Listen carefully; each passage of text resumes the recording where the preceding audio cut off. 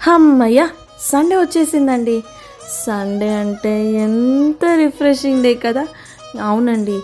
వారమంతా చకచకా పరుగులతో అదని, ఇదని ఎన్నో టెన్షన్స్, ఎంతో స్ట్రెస్‌తో ఉండే మన లైఫ్స్ వీకెండ్ వస్తే ఆ హ్యాపీనెస్సే వేరే లెవెల్.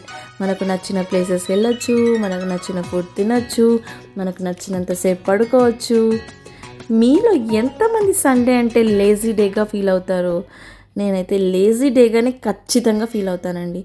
సో నాకు నచ్చినంత సేపు వరకు పడుకొని మంచి ఫుడ్ని కుక్ చేసుకొని నాకు నచ్చినట్టు మంచి మంచి మూవీస్ పెట్టుకొని ఫుడ్ని ఎంజాయ్ చేస్తూ అబ్బా ఇది కదా జీవితం అనిపించేలా లీడ్ చేస్తానండి నా సండేని.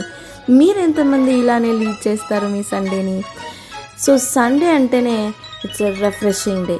మీకెంతమందికి సండే అంటే రిఫ్రెషింగ్ డేగా అనిపిస్తుంది? ఆఫ్ కోర్స్ వర్క్ చేసే వాళ్ళందరికీ అలానే ఉంటుంది కదండి. ఎస్, ఈరోజైతే బ్రేక్ఫాస్ట్ మేము పూరి విత్ ఆలు సాగుతో సరిపెట్టేసుకుంటున్నాం.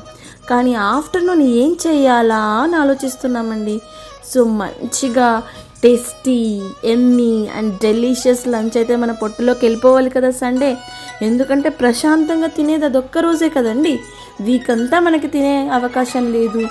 ఎన్నో టెన్షన్స్, ఎన్నో స్ట్రెస్లు ఉంటాయి. సో ఈరోజు ఆఫ్టర్నూన్ లంచ్ ఏం చేసుకుంటున్నాం అనేది కూడా నేను వీడియో రిలీజ్ చేస్తాను.